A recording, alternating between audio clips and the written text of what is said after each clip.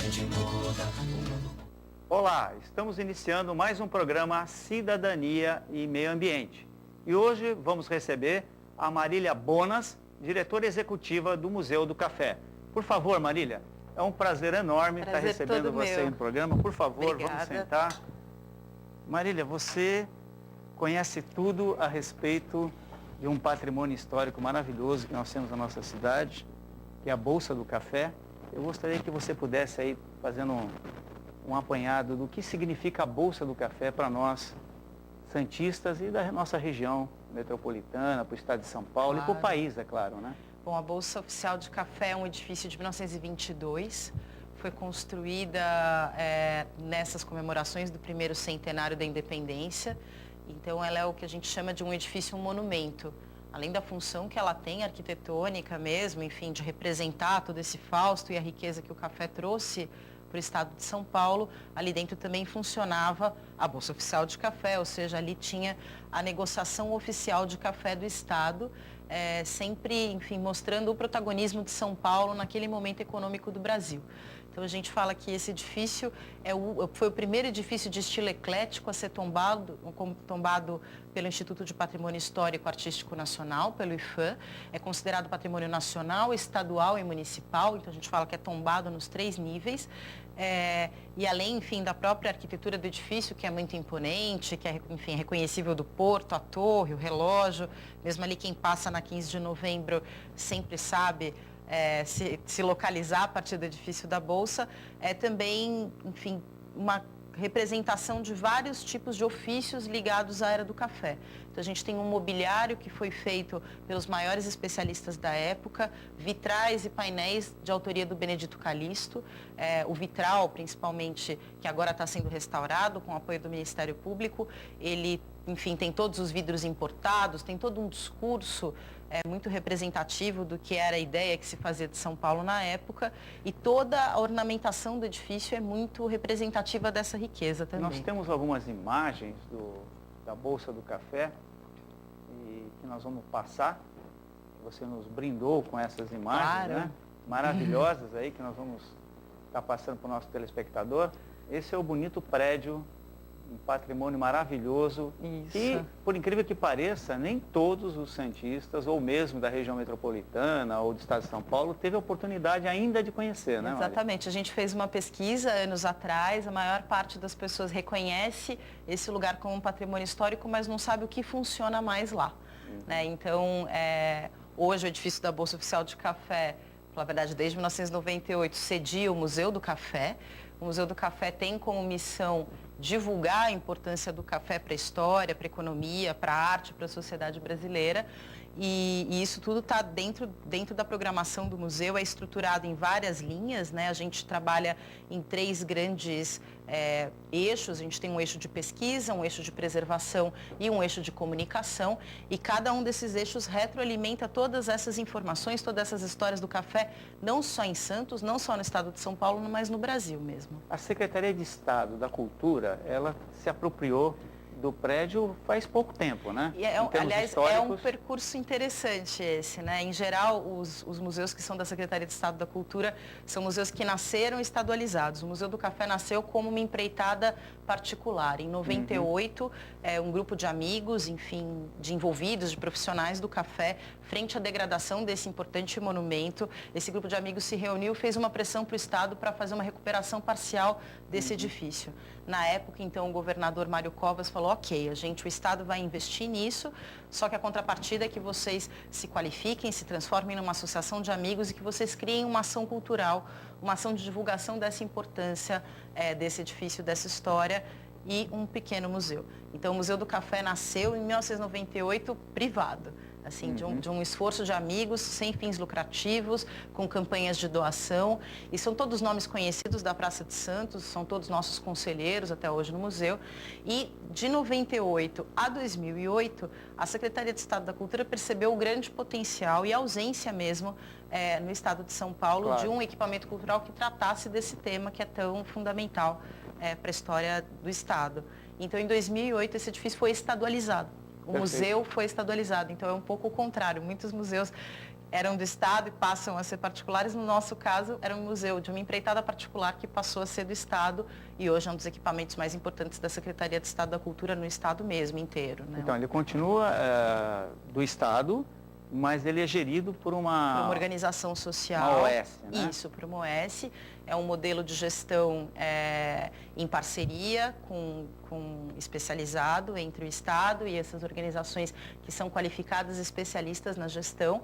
É um modelo muito debatido, muito discutido, inclusive agora no município tem toda uma discussão sobre essa questão do modelo e a ideia é que essa organização social tenha uma expertise para fazer a gestão desse equipamento, ela tem que garantir a contratação de uma equipe especializada para isso e aí tem várias instâncias de prestação de contas, públicas e privadas, auditorias e tudo mais. E, além disso, a gente também tem esse compromisso de captação. Então, é uma coisa fundamental dentro desse modelo, nessa parceria público-privada, esse modelo de publicização que foi criado na década de... Enfim, nos anos 2000, a partir de 98, a lei é de 98 das OS, mas o Museu do Café passou a ser uma OS em 2008, era então a Associação de Amigos do Museu do Café, que se qualificou como uma OS, e depois hoje chama Instituto de Preservação e História do Café e da Imigração. Preservação e difusão da história do café e da imigração. A gente tem exemplos de sucesso com OS, né? Tem outros exemplos de não sucesso, mas enfim, depende realmente desse corpo técnico para que esse sucesso transpareça, e é o caso atual, né? Eu acho que depende muito da política do Estado, da maneira como o Estado traduz isso, né? Eu acho que a organização social ela é uma executora qualificada de uma política de Estado, então isso é importante dentro dessas relações, que você saiba o papel de cada um.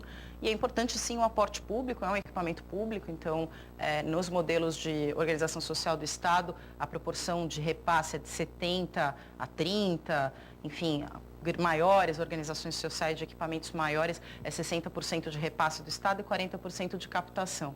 Então, muita gente entende, quando fala, usa a questão do modelo de OS, e que, de fato, muita gente entende isso, inclusive na administração pública, entende que a organização social é passar a bola para alguém, entende enfim, as instâncias todas, que sejam municipais ou estaduais ou federais, se eximem de responsabilidade, inclusive de recurso, e não é bem isso, né? Quer dizer, cada caso exatamente, caso diferente, né? Exatamente. Mas eu gostaria que a gente pudesse estar passando outras fotos e você pudesse estar falando para a gente a respeito de cada uma dessas fotos. Claro.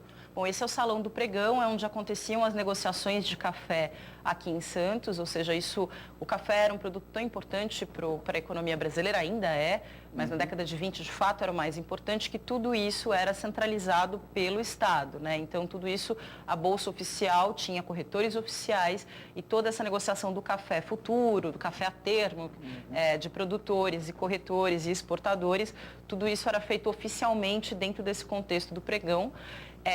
Enfim, aqui a gente tem esse destaque da arquitetura, então os arcos, aqui a gente pode ver o vitral também, todo esse mármore dali do salão central, com uma série de símbolos e todo um trabalho aí do Liceu de Artes e Ofícios, que era a principal escola enfim, de decoração, mais do que qualquer coisa, dentro dessa parte do gesso e da parte mesmo das luminárias, da serralheria e tudo mais.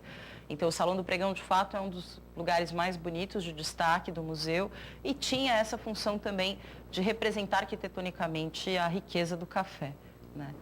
Aqui a gente tem algumas imagens da nova exposição de longa duração, nova porque tem 1 ano, foi um esforço de 4 anos de desenvolvimento interno, é uma exposição toda desenvolvida pelas equipes do museu, a partir de pesquisas com o público, pesquisas de avaliação. Aqui a gente trabalha do café em 3 níveis, o café da planta à xícara, o café como um objeto social, ou seja, história, economia, sociedade, usos e costumes. Aqui é uma imagem da grande linha do tempo que a gente tem, que fala um pouco do café desde o surgimento dele até a importância econômica dele, né?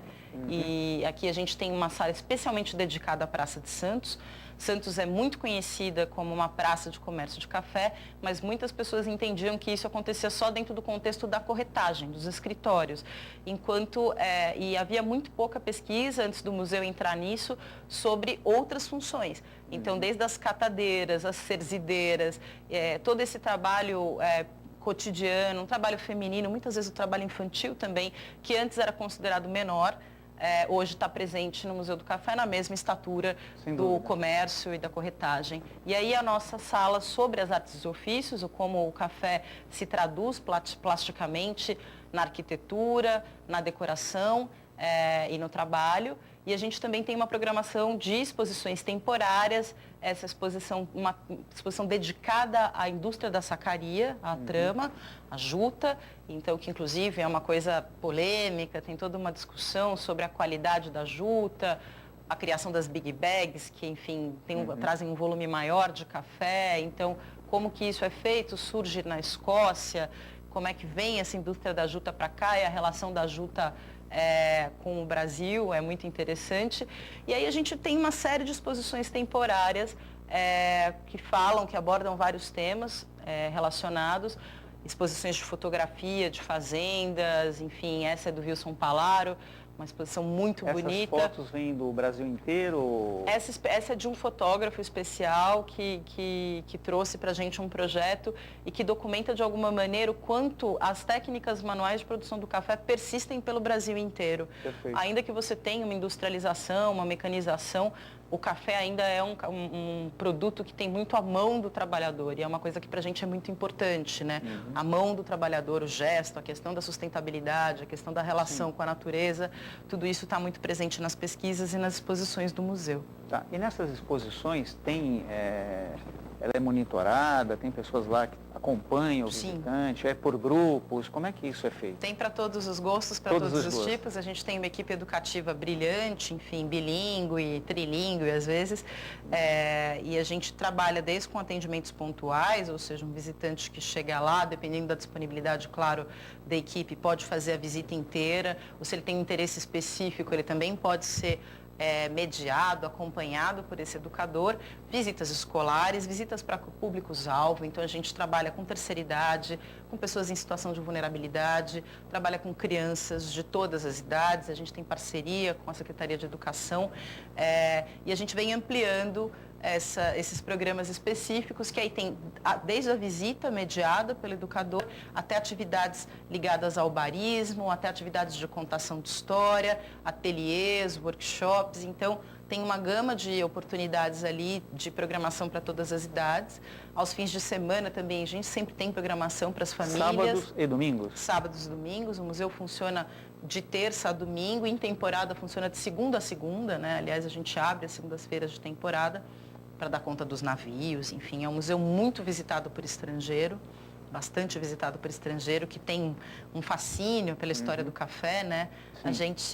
Esse é um dos grandes desafios do museu, o café para a gente no Brasil é um patrimônio tão próximo que a gente não reconhece como patrimônio, né? Então, você fala, mas minha avó tinha esse torrador de bola, por que isso está no museu, né? Quer dizer, porque tua avó, de alguma maneira, faz parte da história do café. Bom, Marília, também vamos registrar aqui a presença do Vinícius Morales, né, jornalista que trabalha também na Bolsa do Café, que veio acompanhando você. Muito obrigado pela presença, está acompanhando o programa aqui no estúdio. Mas então, Marília, você falava sobre aquela questão das exposições e a gente ainda tem algumas fotos para que você possa comentar e brindar o público com essas fotos maravilhosas que você trouxe. O Museu do Café tem uma programação super intensa, não só presencialmente, mas também virtualmente.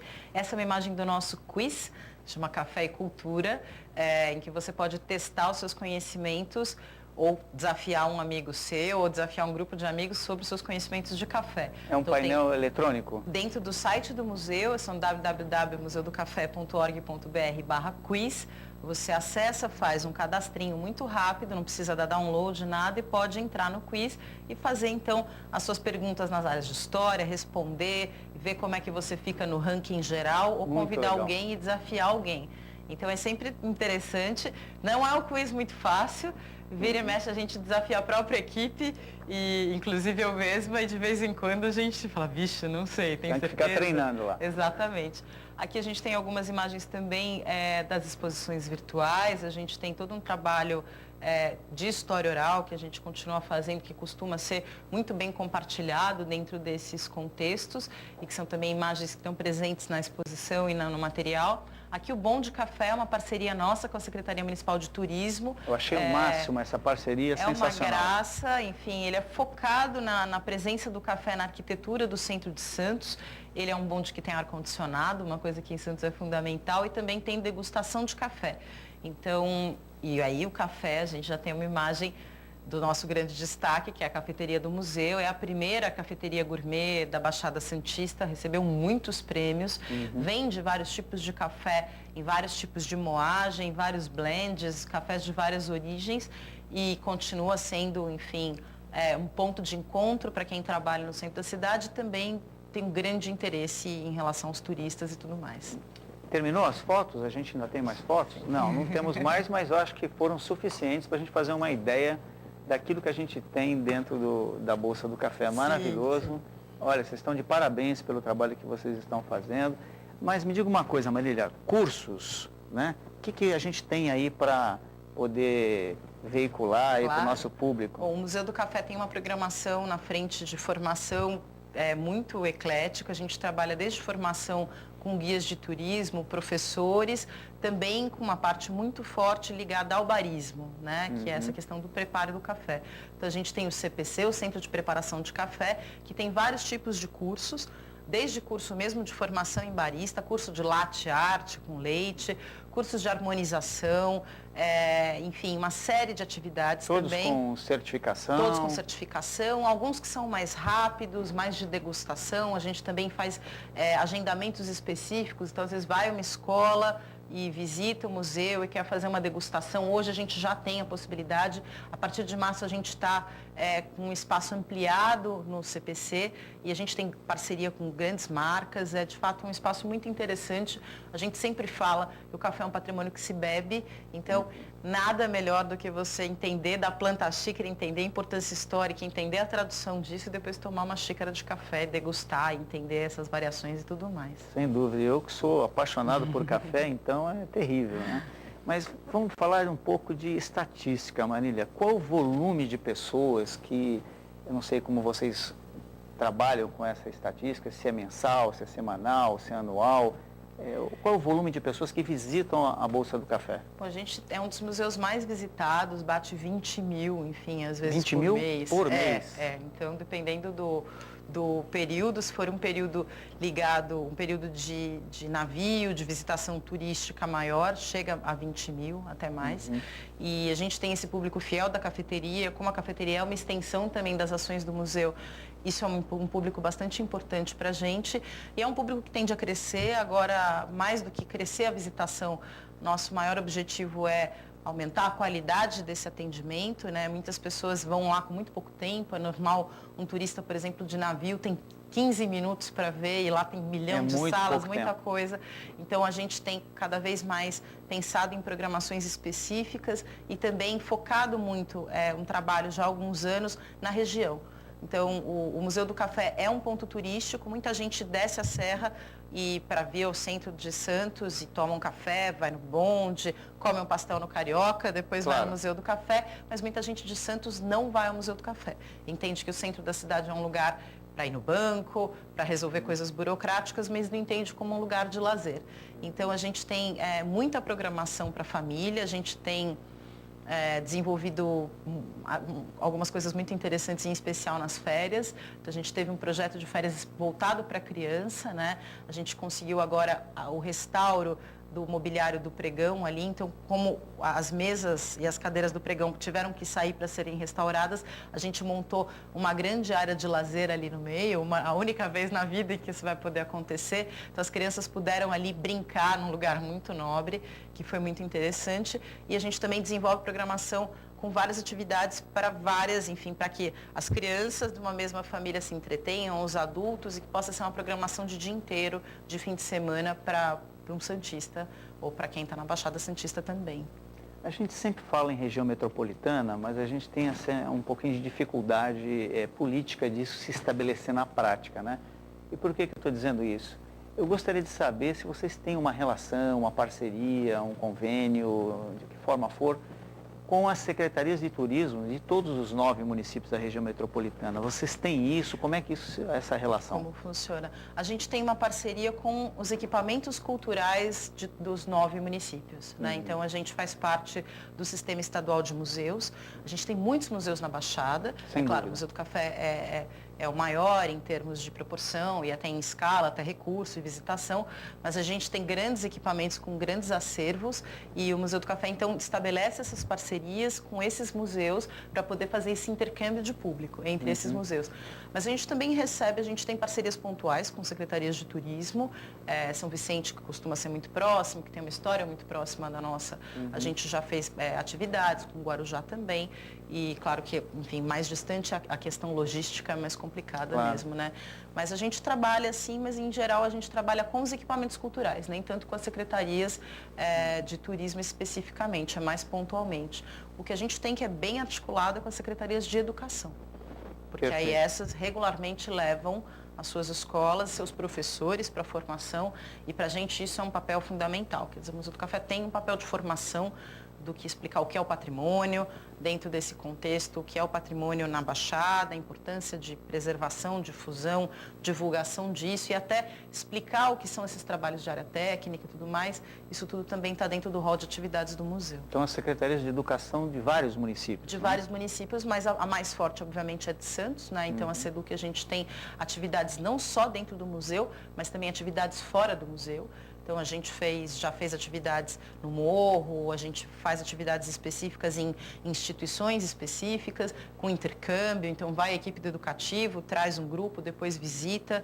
A gente trabalha com muitos menores, enfim, da Fundação Casa também. A gente tem um programa que chama Meu Expresso, que é um programa de capacitação técnica de máquina de expresso, que a gente também trabalha com muitos menores em situação de vulnerabilidade. Então, o museu tem uma ação bem espraiada nesse sentido. Tá. E para mudar essa cultura de que você mesmo colocou que alguns santistas ainda não vão até o museu por ter uma visão um pouco errônea que o tempo acabou deixando sobre o centro da cidade, questão de segurança, etc., que afastou um pouquinho as pessoas.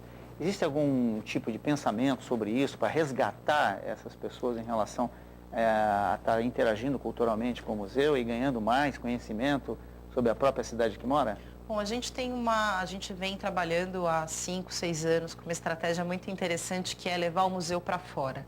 Tá. Então, o museu já foi para vários shoppings, o museu já foi para a praia, o museu vai para aquário, itinerante. O museu vai para o orquidário e as pessoas começam a entender que história não é uma coisa chata, que o museu não é um lugar de coisa velha, que todo mundo pode se divertir no museu e que você pode ir mais de uma vez.